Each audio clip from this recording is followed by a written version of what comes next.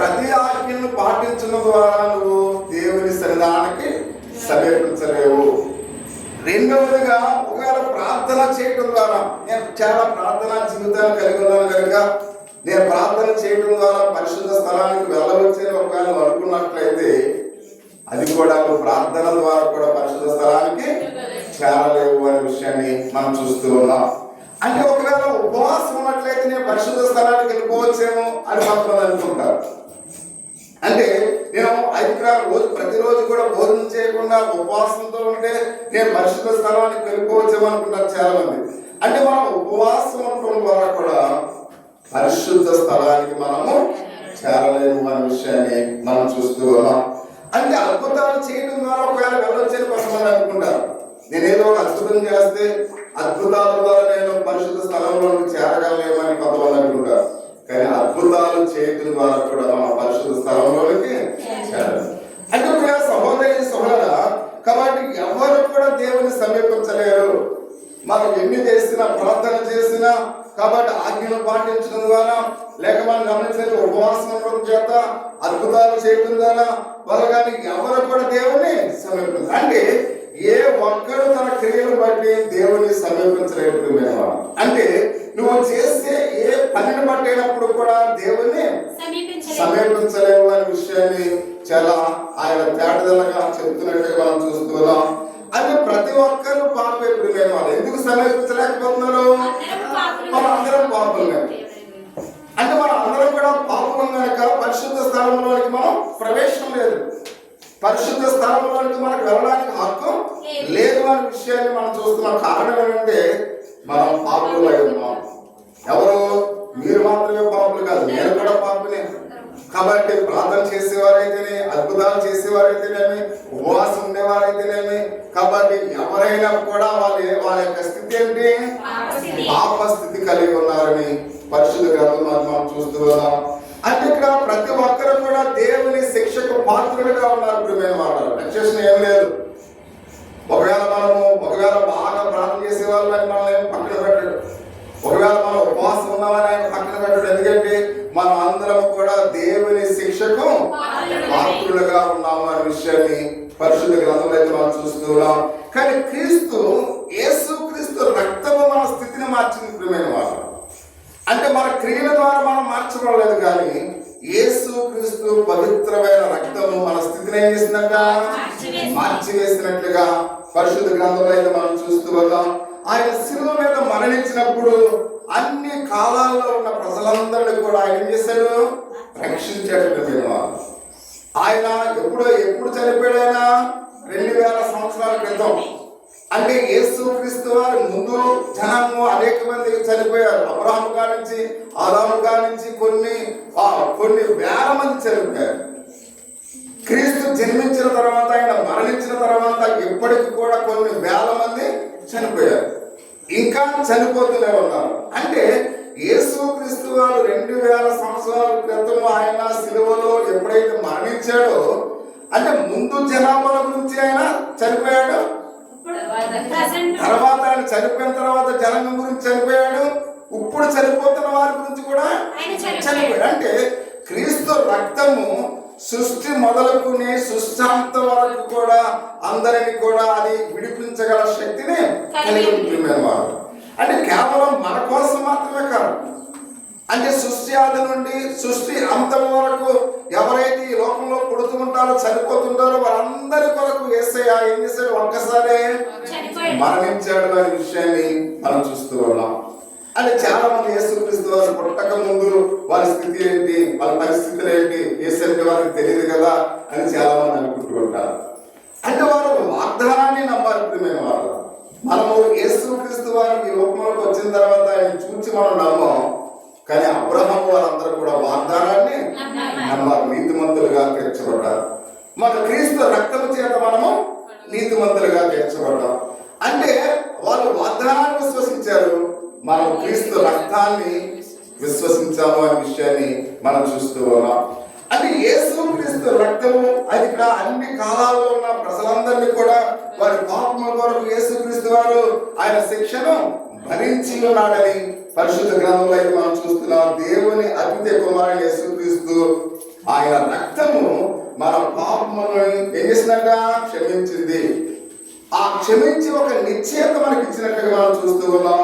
ఇస్తూనే ఉంది ప్రియమైన వారు. అంటే అది కంటిన్యూషన్. పదం కంటిన్యూషన్ అంటే ఏంటి? ఇస్తూనే ఉంది. మీకు అర్థమవుతుందా? ఇస్తూనే ఉంది అంటే అన్ని కాలాల్లో ఉన్న ప్రజలకు అది ఏం చేస్తుందంట? రక్షణ ఇస్తూనే ఉంది అనే విషయాన్ని మనం చూస్తూ ఉన్నాం. అంత మాత్రమే కాకుండా అయితే క్షమాపణ మన దగ్గరికి ఎలా వస్తుంది? అమ్మా కదా, క్షమాపణ మన దగ్గరికి ఎలా వస్తుంది? అందుకని ఆయన లేఖన భాగం మనం చూస్తున్న దాన్ని సంపాదించడానికి మనం ఏం చేయాలి అంటే, మనం క్షమాపణ పొందుకోవడానికి, రక్షణ పొందుకోవడానికి మనం ఏం చేయాలి? అందుకని ఆయన మాట్లాడుతున్నాడు. ఎవరికైనా అయితే ఒకవేళ సందేహం ఉండొచ్చు ప్రియమైన వాళ్ళ, నేను రక్షింపబడాలంటే, నేను అయితే ఏ విధంగా పాప క్షమాపణ పొందుకోవాలంటే నేనేం చేయాలి? అందుకే మీరు ఆయన ఏమన్నట్టు ఏమీ చేయవసరం లేదు. అంటే నువ్వు రక్షణ పొందడానికి ఏమైనా చేయాలా? ఏమి చేయవసరం లేదు. ఈ మాటలు వింటే ఏంటి అసలు రక్షణ పొందడానికి ఏమి చేయవసరం లేదని మనం అనుకుంటాం. కొన్ని సందేహాలు కూడా మనకి వస్తూ ఉంటాయి. అంటే రక్షణ పొందడానికి మనం ఏం చేయాలి? ఎందుకంటే దేవుడు పాప క్షమాపణ ఉచితంగా ఇచ్చాడు ప్రియమైన వారు. దేవుడు పాప క్షమాపణ ఎలా ఇచ్చాడంట? ఉచితంగా ఇచ్చాడు. అంటే మనం ఏదైనా ఇచ్చామనుకోండి అది ఉచితం అవుతుందా? ఇప్పుడు స్త్రీలకు బస్సు ఫ్రీ ఇచ్చాడు. మీరేమో ₹1 ఇస్తున్నారా? రూపాయి ఇవ్వట్లేదు.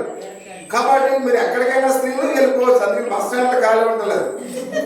ఆ మొగోళ్ళు వాళ్ళు దిగిపోయి వాళ్ళు ఆటోలు ఎక్కుతున్నారు. చాలా మంది ఎవరు కూడా మా పురుషులు ఎవరు కూడా బస్సులో ఎక్కలేదు. ఎందుకంటే వాళ్ళ మధ్యలో మనం అడిగిపోయి చచ్చిపోతారు బాబు అనుకుని ఇదివరకు స్త్రీలు భయపడేవారు. ఇప్పుడు మగవాళ్ళు భయపడిపోయి ఆటోలు ఎక్కేస్తున్నారు. అంటే అది ఫ్రీ అన్నమాట. ఉచితం అంటే అది. అంటే ₹1 నువ్వు చెల్లించకుండా ఉచిత బస్సు అంటే దాని అర్థం ఏంటి? ఫ్రీ అన్నమాట. అందుకని చూడండి, ఇదివరకు ముద్దులపాటు చాలా ఖాళీగా ఉండేది, ఇప్పుడు హౌస్ఫుల్ అయిపోతుంది. ఎందుకని? ఫ్రీ. మామూలుగా అందుకని ఎక్కడెక్కడి నుంచి వాళ్ళందరూ కూడా వచ్చేస్తున్నారు. ఇదివరకు మామూలు పిల్లలను చూడడానికి ఎవరు వెళ్ళేవారు కాదు. ఇప్పుడు కొడుకుల్ని కోడలను చూడడానికి స్త్రీలు వెళ్ళిపోతూ ఉన్నారు. అంటే అంత ఫ్రీ సర్వీస్ కాబట్టి అందరూ ఇంకా ప్రయాణాలు చేయడం చక్కగా వెళుతూ ఉన్నారు. అంటే అది ఫ్రీ. అంటే ఫ్రీ అంటే అర్థం ఏంటి? ఏమి చెల్లించకుండా ఉచితంగా ఇచ్చేది ఫ్రీ అని మనం చూస్తూ ఉన్నాం ఈ పట్టణానికి. కాబట్టి ఫ్రీ అంటే అర్థం ఏంటి? ఏమి చెల్లించకుండా చెప్పండి. ఉచితం అంటే ఇప్పుడు బస్సు ప్రయాణం చేయడం మీరు ఏమి ఇవ్వకుండా ఉచితంగా ప్రయాణం చేయడం అది ఫ్రీ అంటారు. అంటే ప్రతి విషయంలో కూడా మనం ఏమి చెల్లించకుండా రక్షణ, మనకు క్షమాపణ ఉచితంగా దేవుడు ఇస్తూ ఉన్నాడు. అంటే నువ్వు రక్షింపబడటానికి ఆయన దగ్గర నువ్వు ఆయన పాప క్షమాపణ పొందుకోవడానికి నువ్వు ఏమైనా చెల్లించాలా? ఏమీ చెల్లించవసరం లేదు అనే విషయాన్ని పరిశుద్ధ గ్రంథంలో అయితే మనం చూస్తూ ఉన్నాం. అది ఇక్కడ యోహాను సువార్త 1వ అధ్యాయము 29వ వచనంలో యేసే సమస్త లోక పాపముల మోసుకొని పోవు దేవుని గొర్రె పిల్ల వలె ఉన్నాడు ప్రియమైన వారు. అంటే ఆయన ఫ్రీగా మన పాపాలు ఏం చేస్తున్నాడు? మోసుకొని పోతూ ఉన్నాడు. బావైపు చూడాలి. ఆయన ఫ్రీగా నీ పాపములన్నీ కూడా మోసుకొని పోతూ ఉన్నాడు. ఆయనకి ఏమైనా నువ్వు డబ్బులు ఇస్తున్నావా? ఎలా చెల్లించడం లేదు. ఆయన ఫ్రీ సర్వీస్. అంటే ఫ్రీగానే నీ పాపములన్నీ కూడా తన భుజాల మీద వేసుకుని ఏం చేస్తున్నాడు? వెళ్ళిపోతున్నట్లుగా మనం చూస్తూ ఉన్నాం. అందుకని ఆయన అంటూ ఉన్నాడు 1 యోహాను పత్రిక 2వ అధ్యాయం 2వ వచనంలో ఆయనే మన పాపములకు శాంతికరమై ఉన్నాడు. మన పాపములకు మాత్రమే కాదు సర్వలోకములకు శాంతికరమై ఉన్నాడు. కాబట్టి మన పాపములన్నింటిలో కూడా ఆయన ఏమన్నాడు? శాంతికరమై ఉన్నాడు. నువ్వు ఏమి కూడా ఆయనకి చెల్లించవలసిన పని లేదు. నీ పాపముల కోసమే మాత్రమే కాదు సర్వలోకములో ఉన్న ప్రజలందరి కొరకు ఆయన శాంతికరమై ఉన్నాడు ప్రియమైన వాళ్ళు. అంటే ఆయన ఉచితముగా దేవుడు పాప క్షమాపణ నీకు ఇస్తూ ఉన్నాడు. ఫ్రీ పాప క్షమాపణ ఆయన ఎలా ఇస్తున్నాడు? ఉచితముగా. నువ్వు పాప క్షమాపణకి ఏమైనా ఇవ్వాల్సిన పని ఉందా? ఏది ఇవ్వాల్సిన పని లేదని మనం చూస్తూ ఉన్నాం. అంటే దేవుని దీవెనైన క్షమాపణ విశ్వాసం ద్వారా మాత్రమే మన దగ్గరికి వస్తుంది. అంటే మనం చేయవలసింది ఏంటంటే ఆయన్ని నమ్మవలసిన వారమై ఉన్నాం, అంతే. అర్థమవుతుందా? ఆయన నువ్వు అంగీకరిస్తే, ఆయన నమ్మితే అది క్షమాపణ నీకు ఫ్రీ. కాబట్టి రక్షణ నీకు ఫ్రీ. అంటే నువ్వు ఆయన్ని విశ్వసించినట్లయితే చాలు, నీకేమి కూడా నువ్వు చేయవలసిన పని లేదు అని చాలా స్పష్టంగా బైబిల్ గ్రంథం మనకు తెలియపరుస్తుంది. మన విశ్వాసమే దేవుని సన్నిధానానికి చేరగలదని నమ్మకాన్ని మనము ఆయన ఇస్తున్నట్లుగా మనం చూస్తూ ఉన్నాం. అంటే నువ్వు దేవుణ్ణి విశ్వసించినట్లయితే చాలు, దేవుని సన్నిధానానికి నువ్వు రాగలవు. కానీ పాత నిబంధనలో అలా రాగలడానికి అవకాశం ఉందా? అమ్మా, ఉందా? అవకాశం ఉందా? లేదు. ప్రధాన యాజకుడు అతి పరిశుద్ధ స్థలంలోకి రావడానికి అవకాశం ఉందా? లేదు. ఒకవేళ వస్తే ఏమయ్యేవాడు? చనిపోయేవాడు. పరిశుద్ధ స్థలంలోనికి ఒకవేళ మీరు వస్తే మీరు చనిపోయేవాడు. అంటే మనము ఈ రావడానికి గల కారణం ఏంటి? క్రీస్తు రక్తము. ప్రియమైన వారు, అంటే క్రీస్తు రక్తము నిన్నేం చేసింది? రక్షించింది. క్రీస్తు రక్తము నీకు క్షమాపణ ఇచ్చింది. కాబట్టి ఆయన విశ్వసించినట్లయితే చాలు, ఎక్కడికి వస్తాం? అతి పరిశుద్ధ స్థలంలోనికి యాజకుడు రావచ్చు, పరిశుద్ధ స్థలంలోనికి విశ్వాసులు రావచ్చు. అంటే ఇది వరకు ఎక్కడుండేవారు? వెలుపట ఉండేవారు. ప్రియమైన వాళ్ళ, విశ్వాసులు ఎక్కడుండేవారు? వెలుపట, మందిరంలో ఉండేవారు కాదు, వెలుపట ఉండేవారు. అంటే ఎవరు కూడా లోనకు వచ్చే అవకాశము లేదు అనే విషయాన్ని పరిశుద్ధంగా గ్రంథంలో చాలా తేటతెల్లగా చెప్పబడినట్లుగా మనం చూస్తూ ఉన్నాం. అంటే మన విశ్వాసమే సన్నిధానానికి చేరగలుగుతుంది అనే విషయాన్ని ఇక్కడ మనం చూస్తున్నందుకు నేను నిశ్చయంతో ప్రతి ఒక్కరము కూడా, ఎందుకంటే పిల్లలు సహాయం కొరకు ఎవరి దగ్గరికి వస్తారు? తల్లిదండ్రులు అడుగుతారు. ప్రియమైన వాళ్ళ, తల్లిదండ్రులని అడుగుతారు. అంటే నాకు అది కావాలి, ఇది కావాలని తల్లిదండ్రులని అడుగుతుంటారు. ఎందుకు తల్లిదండ్రులు అడుగుతారు? అలాంటి విశ్వాసం, అంటే నా తండ్రి తప్పకుండా నాకు కొంటాడు, నా తండ్రి నాకు తప్పకుండా సహాయం చేస్తాడని ఒక నమ్మకం, ఒక విశ్వాసము నీకుంది కనుక. అందుకని ఇక్కడ మనం చూస్తున్నాం. చూడండి, ఒక వాడలో ప్రయాణం చేస్తున్నప్పుడు పెద్ద గాలి తుఫాను వస్తుందంట. అందరూ భయపడిపోతున్నారంట. ఆ చిన్న కుర్రాడు ధైర్యంగా కూర్చున్నాడంట. ధైర్యంగా కూర్చుంటే ఆ చిన్న కుర్రాడు దగ్గరికి వచ్చి ఒక ఆయన, ఏంట్రా మేము అందరం కూడా కంగారు పడిపోతుంటే నువ్వేంటి ఎంత ధైర్యంగా ఉన్నావంటే, ఆ చిన్న పిల్లవాడు అంటాడంట, ఆ వాడను నడిపేవాడు మా నాన్న. కాబట్టి అందుకనే వాళ్ళ నాన్న డ్రైవర్ సీట్ లో ఉన్నాడు కాబట్టి కుమారుడు ఎలా ఉన్నాడు? ధైర్యంగా ఉన్నాడు. అలాగే పిల్లలు కూడా తన తల్లిదండ్రులను అడగడానికి ధైర్యంగా ఉంటాడు. ఎందుకని? నా తండ్రి నాకు ఇస్తాడు అనే ఒక ధైర్యము ఉంటుంది. ప్రియ సహోదరి సహోదరులారా, అందుకని మనం చూస్తూ ఉన్నాం. అందుకని అంటాడు, విశ్వాసము ద్వారా ఆ ధైర్యము మనకు కూడా రావాలి. ప్రియమైన వారు, యేసుక్రీస్తు వారు ఆయన నాకు అన్ని కూడా సహాయం చేస్తారని ఒక ధైర్యము మనం కలిగిన వారమై ఉండాలి. ఎందుకంటే వాటి కొరకు మనం ప్రార్థనలో దేవుని అడగాలి. ప్రభువా, నేను నీ కుమారుడిగా ఉన్నాను, నీ కుమార్తెగా ఉన్నాను, నాకు సహాయం చేయమని ఆ విశ్వాసంతో, ధైర్యంతో మనం ఏం చేయాలి? ప్రార్థన చేయవలసిన వారి బయటకు మనం చూస్తున్నాం. కాబట్టి ఎందుకు మనం దేవుని అడుగుతున్నామంటే, బాప్తిజం పొందడం ద్వారా మనం అందరం కూడా విశ్వాసము ద్వారా దేవునికి కుమారుడిగా స్వీకరించబడ్డాం. ప్రియమైన వాళ్ళం, ఎవరైతే బాప్తిజం పొందారో వాళ్ళందరూ కూడా దేవుని కుటుంబంలో సభ్యులుగా ఉన్నారు. కాబట్టి దేవుని కుటుంబంలో సభ్యులుగా మనం ఎప్పుడైతే ఉన్నామో, మన తండ్రి ఎవరై ఉన్నారో? దేవుడే ఉన్నాడు. తన కుమారులను ఏ విధంగా ధైర్యంగా తన తండ్రిని అడుగుతూ ఉన్నారో, మనము బాప్తిజం పొందిన తర్వాత, ఆయన విశ్వాసంలో ఉన్న తర్వాత మనము కూడా ధైర్యంగా దేవుని ఏం చేయాలి? అడగవలసిన వారమైనట్లుగా మనం చూస్తూ ఉన్నాం. కనుక ఆ సహోదరి సహోదర, విశ్వాసం ద్వారా దేవుని సన్నిధానానికి మనం చేరుదాం అనే విషయాన్ని అపోస్తులు మనం చూస్తున్నాం. ఎబ్రియులకు రాసిన రచయిత తెలియపరుస్తూ ఉన్నాడు. మనం బాప్తిజం పొందినప్పుడు మనలో ప్రతి ఒక్కరము కూడా, ప్రతి ఒక్కరితో ప్రభు అన్నాడు, నీవు నా కుమారుడవు. అమ్మా వినాలి. అంటే బాప్తిజం పొందిన తర్వాత మనతో దేవుడు ఏమన్నాడు? నీవు నా కుమారుడవు, నీవు నా కుమార్తెవు, నీకు ఏం కావాలో అడుగు ధైర్యంగా. దేవుడే మనల్ని ఏం చేస్తున్నాడు? ప్రోత్సహిస్తూ ఉన్నాడు.